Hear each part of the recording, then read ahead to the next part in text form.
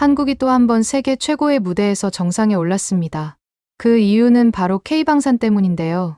한국에서는 2022년에 맺은 약 150억 달러, 한화로 약 20조 원 규모의 1차 무기 수출 계약에 이어 K9 자주포와 다연장 로켓 천무까지 대규모 수출 계약을 잇따라 맺은 바 있습니다. 하지만 한국 무기의 위력은 여기서 끝이 아니라고 하는데요.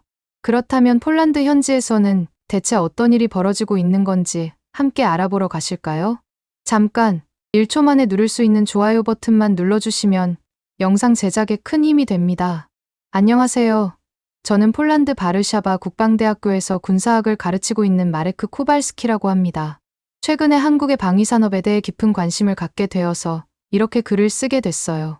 제가 한국에 관심을 갖게 된 계기는 다른 사람들과는 좀 달라요. 많은 사람들이 K-팝이나 한국 드라마를 통해 한국 문화에 빠져들지만 저는 조금 다른 경로로 한국에 관심을 갖게 됐거든요.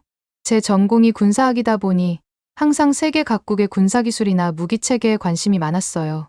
그러다 보니 최근 몇 년 사이에 국제 방위산업 시장에서 한국이 두각을 나타내는 걸 보게 됐죠. 특히 우리 폴란드가 대규모로 한국 무기를 도입하기로 결정했다는 소식을 듣고 나서부터는 한국의 방위산업에 대해 더 자세히 알아보고 싶어졌습니다. 그러던 중에 얼마 전에 MSPO라는 국제 방위산업 전시회에 참가할 기회가 생겼어요. MSPO는 폴란드 키엘체에서 매년 열리는 행사인데 유럽에서 가장 큰 방위산업 박람회 중 하나로 꼽혀요. 이 전시회에서는 전 세계의 방위산업 관계자들이 모여서 최신 군사기술과 장비를 선보이죠. 전시장에 들어서는 순간 그 규모와 열기에 압도되었어요. 세계 각국의 첨단 무기들이 즐비한 모습은 정말 장관이었죠. 올해 MSPO가 유독 더 특별했던 이유가 있습니다. 폴란드 대통령 이름이 안제이 두다인데 대통령이 직접 전시장을 방문해서 개회사를 하더라고요. 그때 개회사에서 했던 말이 정말 인상적이더군요.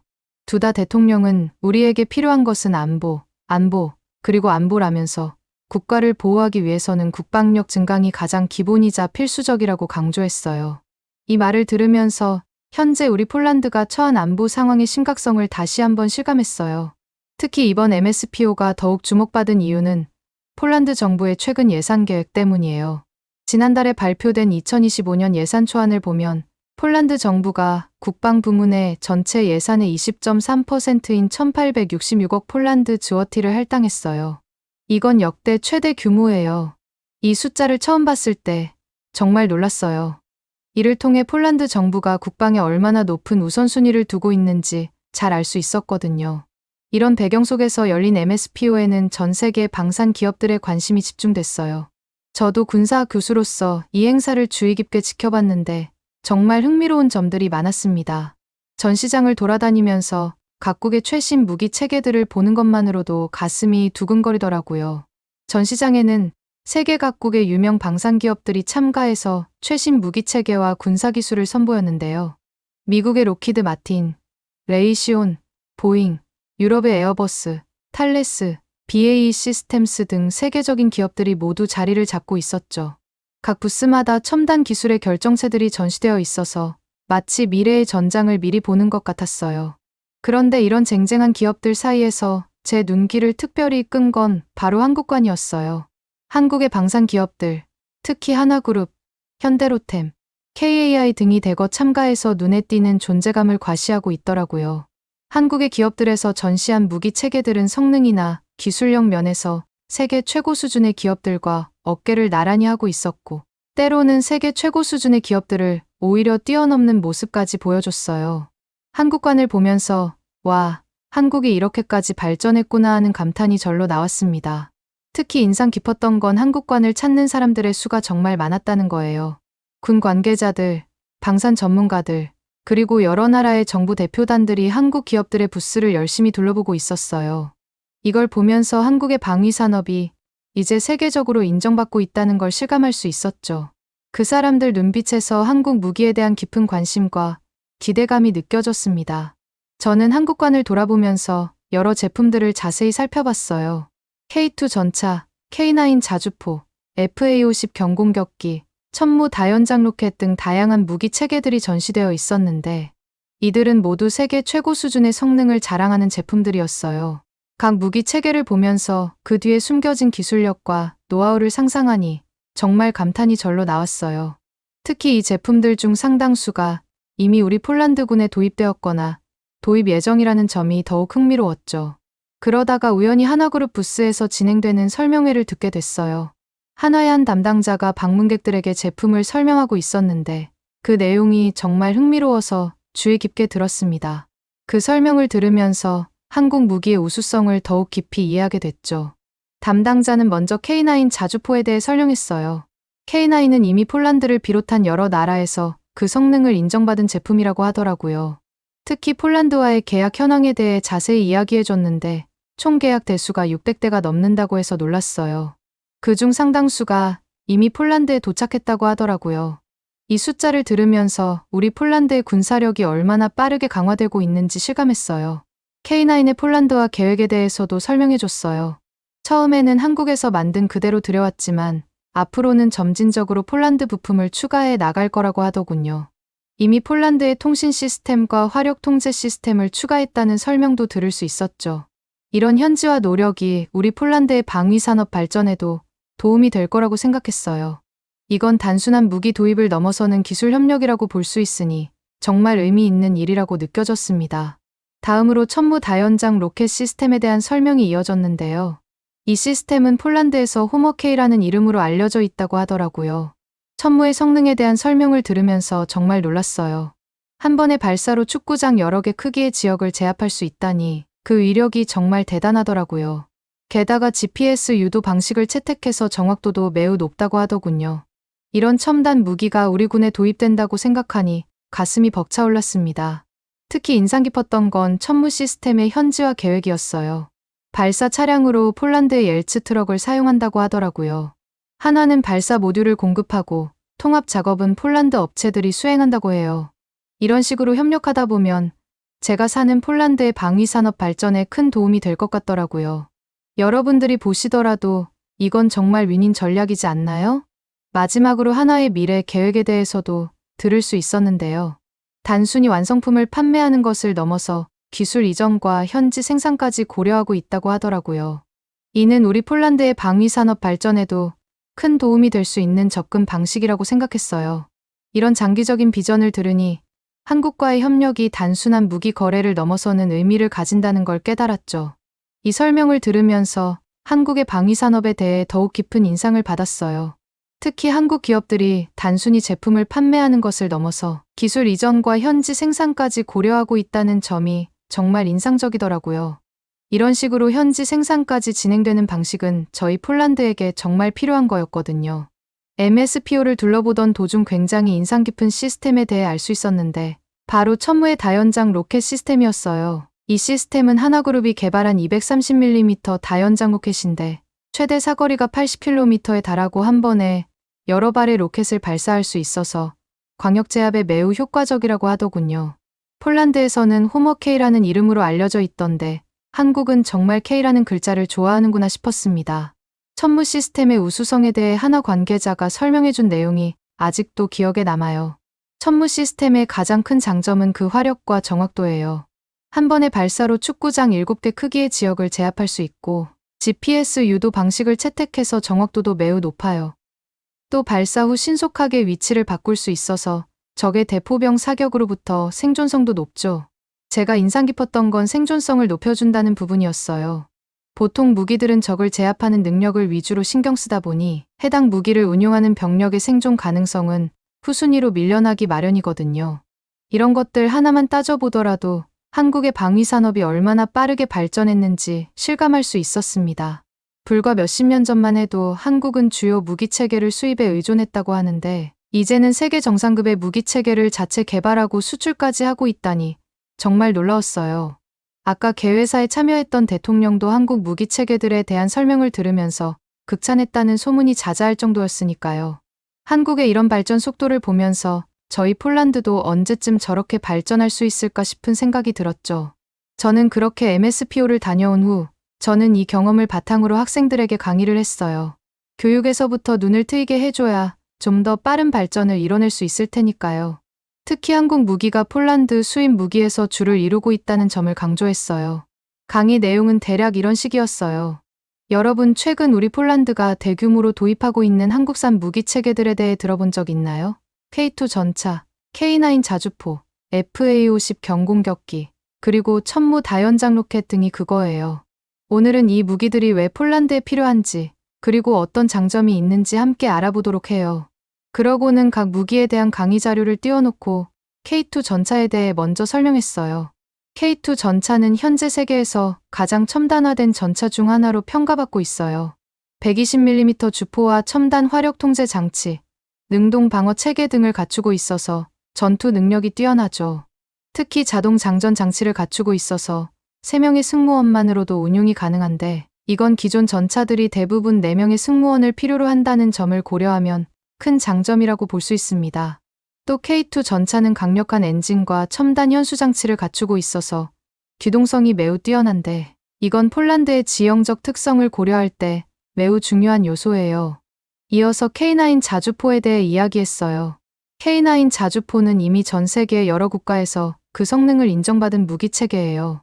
특히 높은 기동성과 긴 사거리, 그리고 빠른 사격 속도가 장점인데, 이건 현대전에서 매우 중요한 요소들이죠.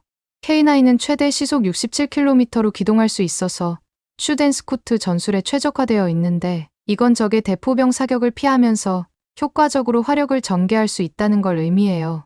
또 자동화된 사격 통제 시스템을 갖추고 있어서 정확도도 매우 높죠.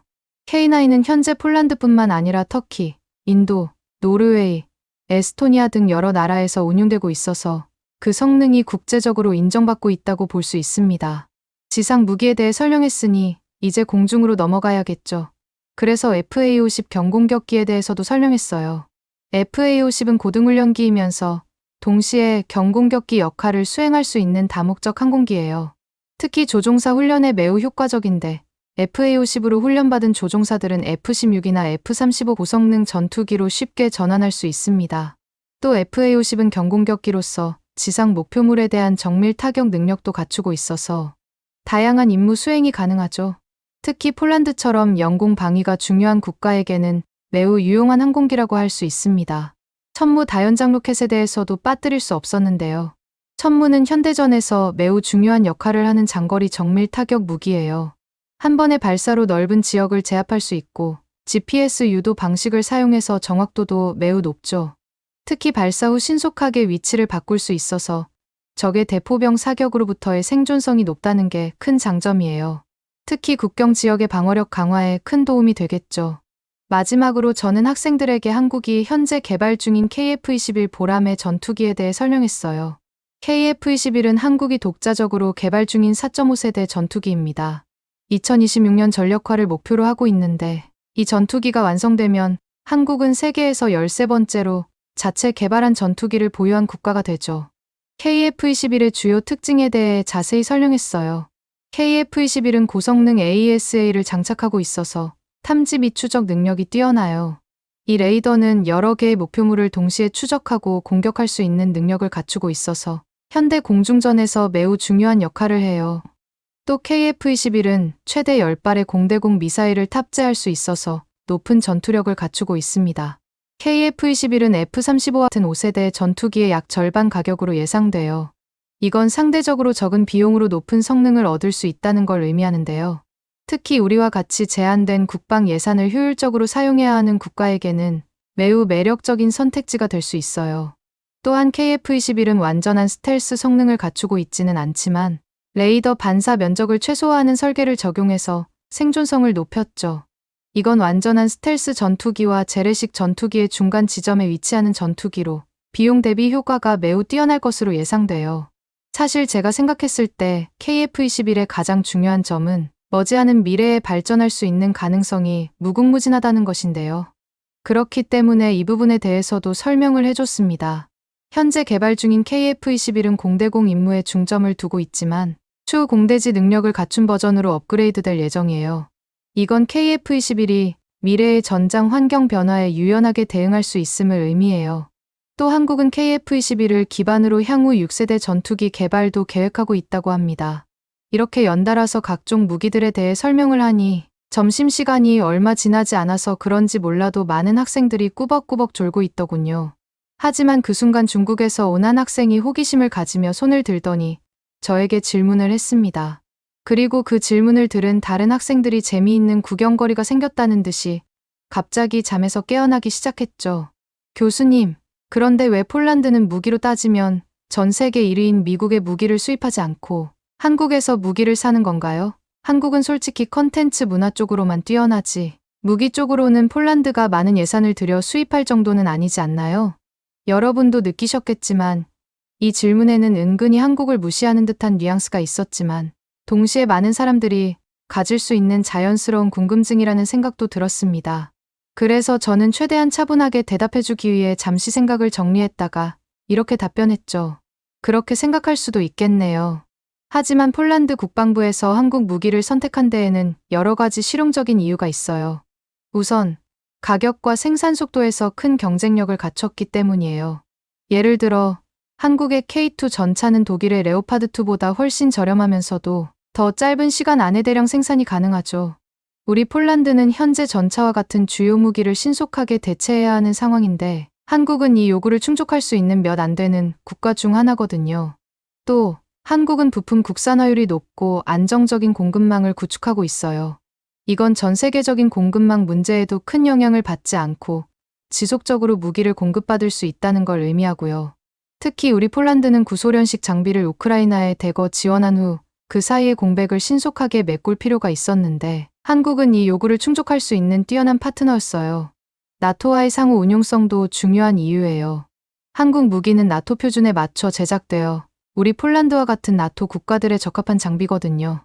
이런 기술적 호환성 덕분에 한국 무기는 미국이나 독일 무기와도 원활하게 통합될 수 있죠. 게다가 한국은 폴란드와의 방산 거래를 통해 기술 이전 및 현지 생산을 약속하면서 단순한 무기 판매를 넘어서 파트너십을 강화하려는 계획을 가지고 있어요. 이러한 조건들이 폴란드에게도 큰 매력으로 다가왔죠. 한국 무기의 실전 경험도 중요한 요소인데 한국은 분단 국가로서 항상 높은 수준의 군사적 준비 태세를 유지하고 있어요. 이로 인해 한국의 무기 체계들은 실제 작전 환경을 고려해서 개발되고 있고 지속적인 훈련과 연습을 통해 그 성능이 검증되고 있고요. 마지막으로 한국은 우리와 비슷한 지정학적 상황에 처해 있어요. 폴란드처럼 한국도 강대국들 사이에서 자국의 안보를 지켜야 하는 상황이죠. 이렇게 비슷한 상황에 처해 있다 보니 한국은 우리의 안보 요구사항을 잘 이해하고 그에 맞는 솔루션을 제공할 수 있는 거고요. 여러분이 말씀하신 것처럼 한국이 문화 콘텐츠 분야에서 뛰어난 건 사실이에요. 하지만 그게 한국의 방위산업이 뛰어나지 않다는 걸 의미하지는 않아요. 실제로 한국은 지난 몇십 년간 방위산업 분야에서 놀라운 발전을 이뤄왔고 현재는 세계 정상급의 기술력을 보유하고 있잖아요. 우리가 한국 무기를 선택한 건 이런 종합적인 판단에 기반한 결정이에요. 하지만 그 학생은 여전히 궁금증이 풀리지 않은 듯한 모습이었습니다. 사실 이 학생은 중국에서 와서 그런지 수업 시간만 되면 중국에 대한 질문을 하는 바람에 수업 진행이 어려울 때가 있었는데요. 이번 수업에도 역시 변함이 없더군요. 교수님, 그렇다면 아시아권에서는 중국이라는 나라도 결코 빼놓을 수 없는 수준의 나라인데 왜 중국 무기가 아니라 한국 무기를 수입하는 거예요? 저는 드디어 나올 게 나왔다는 생각이 들었습니다. 속으로 왜 이렇게 한국만 나오면 그 자리를 중국이 차지해야 한다는 강박을 가지고 있는 건지 도저히 이해가 안 됐죠. 그래도 이 강의를 이끌어 가야 하는 만큼 최대한 감정적으로 대하지 않기 위해 대답을 했습니다. 그렇죠. 중국도 분명 강력한 군사력을 가진 나라예요. 하지만 우리가 한국 무기를 선택한 데에는 몇 가지 중요한 이유가 있어요. 우선, 앞서 제가 설명했던 것처럼 나토와의 상호운용성 문제예요. 중국 무기는 나토 국가들의 표준과 달라서 이런 호환성에서 불리하거든요. 반면 한국의 K2 전차, K9 자주포 등은 나토에서 사용하는 탄약과 장비와 쉽게 통합될 수 있는 구조로 설계되어 있어서 폴란드 입장에서 더 적합하다고 볼 수 있어요. 또 생산 및 공급 능력의 차이도 있어요. 한국은 미국과 중국에 비해 무기를 더 빠르게 생산하고 공급할 수 있는 능력을 있죠. 예를 들어 우리 폴란드는 미국의 하이마스 대신 한국의 K39 천무 다연장 로켓 시스템을 선택했는데 이건 미국이 우리가 원하는 수량을 원하는 시간 안에 제공하지 못했기 때문이에요. 한국은 우리의 긴급한 요구에 신속하게 대응할 수 있었어요. 기술 이전과 현지 생산의 문제도 있어요. 한국은 폴란드 내에서 일부 무기 생산을 가능하게 하는 기술 이전 계약을 제공해서 우리 폴란드의 방위 산업을 강화하는 데 기여하고 있어요. 이건 장기적으로 폴란드의 군사력과 기술력 향상에 매우 중요한 요소거든요. 단순히 무기를 구매하는 데서 그치지 않고 이 기회를 시작으로 더 발전시킬 수 있게 되는 거잖아요. 반면 중국은 이런 기술 이전에 상대적으로 소극적인 편이에요. 솔직히 말씀드리면 팔고 나면 나몰라라 하는 식에 가까운 태도라고 볼 수 있죠. 정치적인 측면도 고려해야 해요. 학생도 알다시피 폴란드는 대만과의 관계를 발전시키며 중국과 거리를 두고 있는 상황이거든요. 그래서 중국 무기를 구매하는 게 정치적으로 적절하지 않을 수 있죠. 폴란드는 나토의 일원으로서 서방 국가들과의 동맹 관계를 중요하게 여기고 있고, 이런 맥락에서 한국과의 협력이 더 적합해요. 실전 경험의 차이도 있어요. 중국의 무기들은 실전에서 배치되어 사용된 경험이 거의 없다시피 하답니다. 그래서 중국에서 주장하는 무기들의 성능이 실제와 다를 확률이 높거든요. 반면 한국에서 만든 무기들은 실전에 배치된 경험이 다수 있어서 그 성능에 대한 신뢰도가 더 높죠.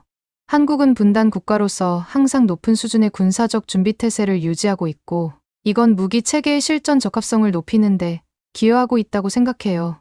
그제서야 질문을 하던 중국 학생은 표정이 굳은 채로 고개를 숙이면서 괜히 필기하는 척을 하더군요. 매번 수업 때마다 저런 식으로 저와 옥신각신을 하는데 수업 초반에는 저도 몇 번 당황했지만 이제는 봐줄 필요가 없죠. 제가 여러분들께 알려드린 사례 말고도 수많은 사례가 있는데 중국 학생이 대체 저한테 왜 저런 질문들을 수업 때마다 하는 건지 아시는 분 계실까요? 오늘의 사연은 어떠셨나요? 오늘의 사연이 마음에 드셨다면 좋아요만 한번 눌러주세요.